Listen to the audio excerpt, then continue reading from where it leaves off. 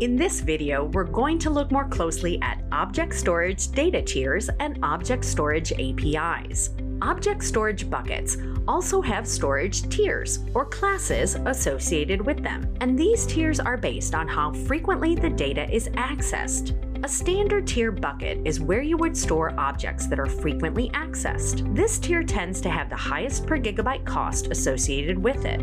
A vault or archive tier is where you might store documents that are only accessed perhaps only once or twice a month or less, and this will be offered at a lower storage cost, whereas there may also be cold vault tier where you would store data that is typically accessed only once or twice a year.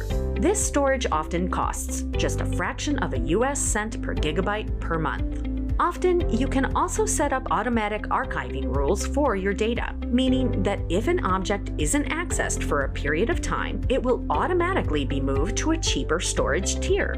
The rule uses some of the object's metadata to determine when it should be archived. Note that object storage does not come with IOPS options. Object storage tends to be very slow in comparison with file or block storage, where downloads typically take seconds, if not longer, to complete. Where providers offer cold vault buckets, data retrieval from these tiers can sometimes even take hours because the storage is kept offline. If your application needs fast access to files, then object storage may not be a good option. We've mentioned that object storage is priced per gigabyte used, but there can also be other costs related to retrieval of the data.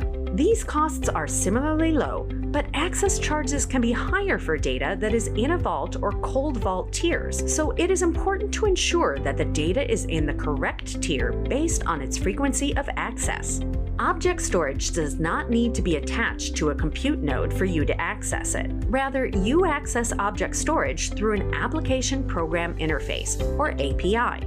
The most common API for object storage is called the S3 API, which is a standard based on the S3 object storage offered by AWS. Many providers offer APIs to their object storage, which is S3 compatible, which is useful because it means developers can write code which is able to access multiple vendors' object storage.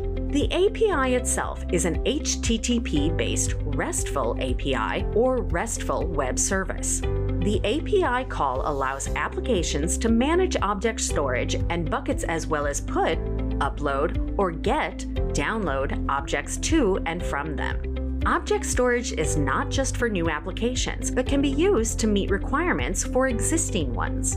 It can also be used as an effective solution for backup and disaster recovery as a replacement for off-site tape-based solutions, reducing the time to restore data.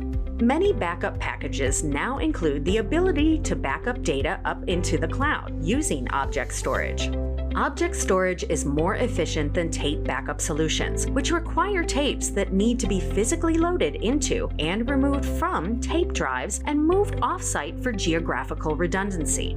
So, to summarize what we have learned in this lesson, object storage has different tiers, with different charges for each. Some are based on the frequency at which the objects inside are accessed. Object storage is priced per gigabyte of storage used per month, plus some charges for data retrieval. Object storage is much cheaper than file or block storage. Object storage is very slow in comparison with file and block storage. You can often create rules which allow the automatic archiving of objects to cheaper tiers when they are infrequently accessed. Object storage is accessed using an API. Many object storage providers have an S3 compatible API, which means developers can create code that will work against multiple vendor object storage solutions. Object storage in the cloud offers an effective backup and disaster recovery solution. In the next video, we will be covering Content Delivery Network, or CDN, which is driven by block storage.